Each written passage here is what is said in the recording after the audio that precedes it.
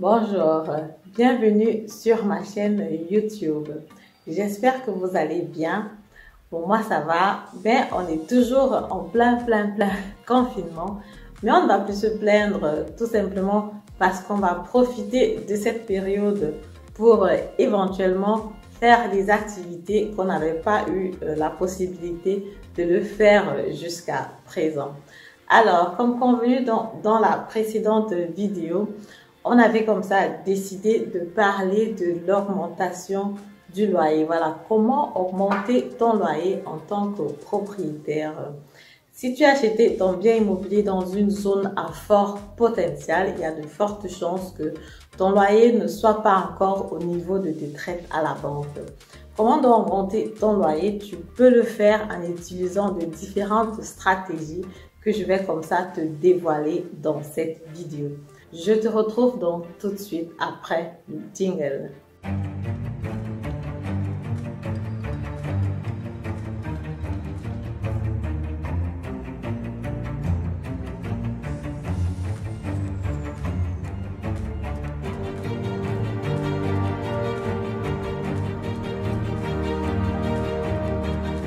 Mon nom c'est Madel de la chaîne M1X Immobilienne. Si j'ai créé cette chaîne, c'est parce que je suis convaincue que l'investissement immobilier est l'un des piliers sur lesquels la diaspora africaine peut s'appuyer pour pouvoir émerger ici en Europe. Pourquoi? Tout simplement parce que l'investissement immobilier à la base ne demande pas beaucoup de fonds pour nous, les Africains. Si on a cette information-là à temps, que ce soit pour ceux qui font des formations ou alors pour ceux qui font des études, ils ont comme ça la capacité de se faire un patrimoine de qualité à travers l'investissement immobilier. Si tu tombes sur ma chaîne pour la première fois, je suis économiste de formation, je suis agent immobilier et aussi titulaire du 34I qui me donne comme ça la possibilité d'avoir ce titre de conseillère financière et de te donner des conseils dans ce domaine-là. Si j'insiste là-dessus, c'est tout simplement parce que voilà, depuis quelques années ici en Allemagne, il faut avoir cette certification-là pour pouvoir donner des conseils en finance immobilière. Revenons donc sur le thème qui nous intéresse aujourd'hui, celui de l'augmentation du loyer. Pourquoi donc déjà augmenter ton loyer? Il faut augmenter ton loyer parce que, voilà, déjà il y a l'inflation. On a parlé de ça dans la précédente vidéo. Il y a l'inflation, donc il y a les dépenses, les choses vont devenir chères. Donc forcément, il va falloir que tu augmentes aussi ton loyer. Le taux d'inflation en Allemagne étant en moyenne de 2%, quand tu fais donc une projection sur 30 ans, tu te rends compte que le prix des biens et des services dans 30 ans va automatiquement doubler seulement à travers l'inflation. Donc, ça veut dire que ton loyer aujourd'hui, où tu reçois 500 €, il faut t'arranger à ce que dans 30 ans, que tu sois en train de recevoir minimum 1000 € sur ce loyer-là. Parce que sinon, tu ne vas pas pouvoir subvenir à tes besoins. Parce que après, quand il va falloir éventuellement renégocier ton crédit à la banque, il va falloir que les entrées du locataire soit comparativement aux traites que tu as à la banque. Donc du coup, c'est très nécessaire d'augmenter ton loyer progressivement parce que effectivement les choses évoluent. J'ai donc regroupé comme ça en tout 4 stratégies que tu peux utiliser pour augmenter ton loyer.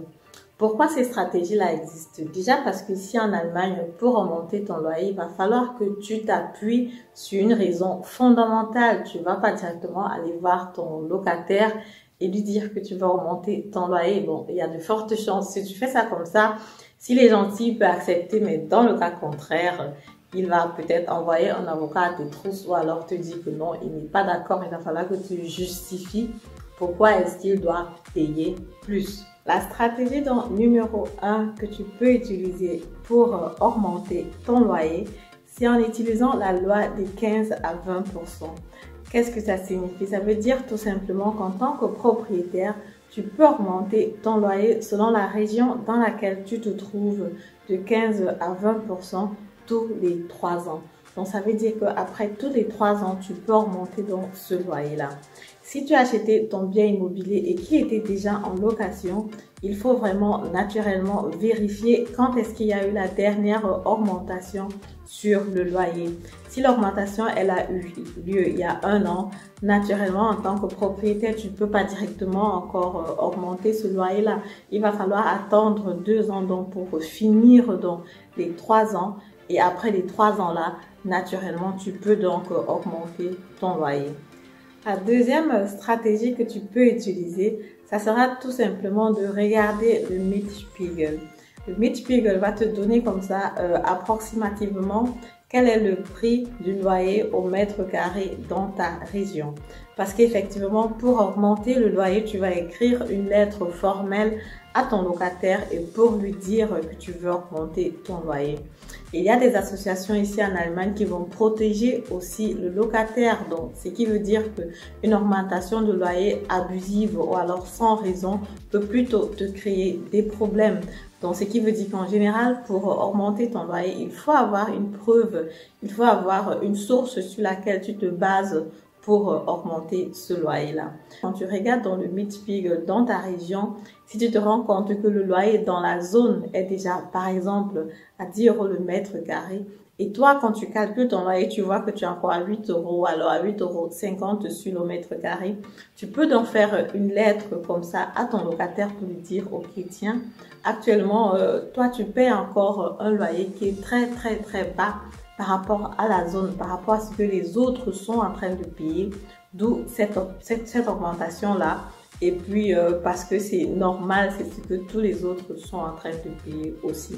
En ce moment-là, tu as un argument, tu as une raison pour laquelle tu augmentes ce loyer-là. Tu peux aussi utiliser le Hausverwaltung. Donc, le Hausverwaltung, c'est généralement la gestion de l'immeuble, donc la personne qui va s'occuper de tous les appartements qui sont dans l'immeuble. Et généralement, dans le Hausverwaltung, on sait approximativement combien chaque propriétaire récupère donc comme loyer. Tu peux donc te rapprocher du Hausverwaltung en ce moment-là pour savoir exactement quel est le montant du loyer que les autres propriétaires demandent. Et quand donc ils te donnent cette information-là, si toi en ce moment ton loyer est encore bas par rapport à ce que les autres demandent, tu peux aussi utiliser cet argument-là pour pouvoir augmenter ton loyer. La troisième stratégie que tu peux utiliser, c'est en rénovant ton appartement. Quand tu rénoves ton appartement, mais il faut vraiment le rénover aussi de la façon où le locataire sera naturellement content parce que parfois tu peux même t'entendre avec le locataire, tu peux refaire la salle de bain ou alors refaire la cuisine si c'est par exemple une cuisine que le locataire a toujours souhaité avoir, une salle de bain, sa salle de bain de rêve.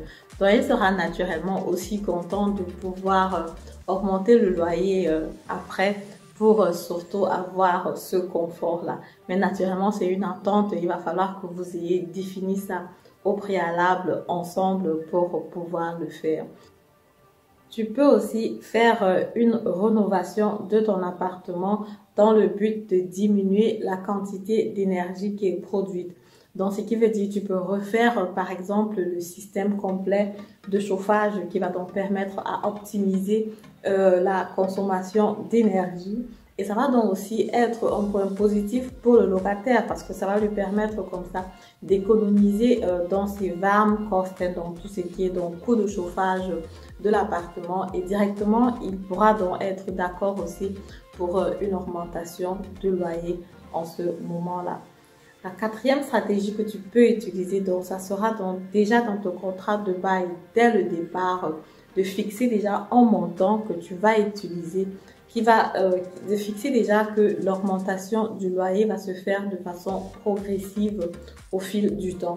Donc par exemple, tu as le Index Mietverfahren que tu peux utiliser. Ça signifie tout simplement que chaque année, tu vas écrire dans une lettre à ton locataire pour lui dire que le loyer il va augmenter du taux d'inflation qu'il y a eu en Allemagne.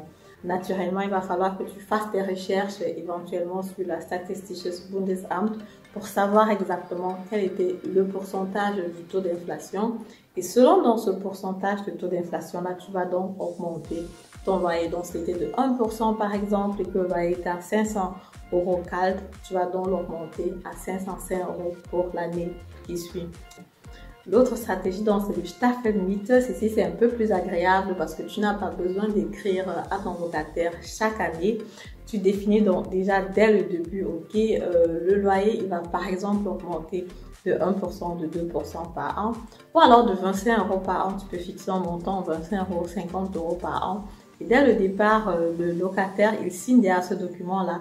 Donc, du coup, chaque année, il va tout simplement être contraint ou alors se conformer à la loi environ un montant de loyer qui est un peu plus élevé.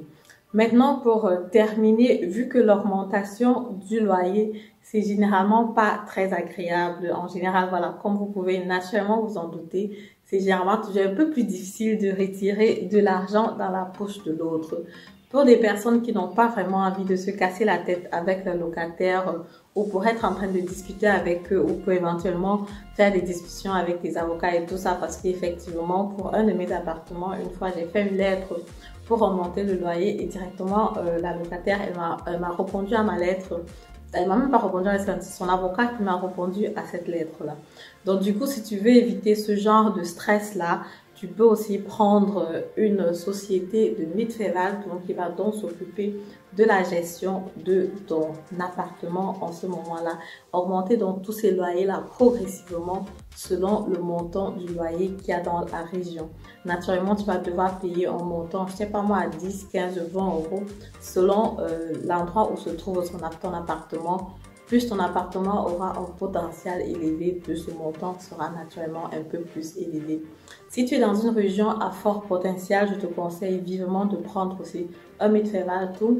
Ou alors, tu peux, si tu es dans une région voilà, où c'est pas vraiment intéressant, ou si tu es dans une région de seconde zone où tu as investi dans un petit village ou dans un petit coin, tu peux t'occuper aussi de cette gestion-là toi-même. Je vais donc expliquer les 4 stratégies que tu peux utiliser pour augmenter ton loyer. Maintenant, ça va dépendre de chacun, de la stratégie qu'il poursuit. Si tu veux vraiment te faire juste beaucoup de cash flow, tu peux aller sur les 15 à 20%. Le Staffelmiete, ça va naturellement te faire avoir moins de stress parce que ça augmente automatiquement. Mais naturellement, si tu es aussi dans une région à fort potentiel où le loyer augmente de toutes les façons, rapidement, avec les 2%, tu risques d'être un peu à l'arrière par rapport à celui qui choisit d'attendre 3 ans et d'augmenter directement 15%. Je suis donc comme ça arrivée au terme de ma vidéo. Si la vidéo t'a plu, je te prie donc de me mettre un pouce en haut, de commenter la vidéo, de liker la vidéo, de partager la vidéo. Et on se dit à lundi prochain pour la prochaine vidéo. À très bientôt. Au revoir.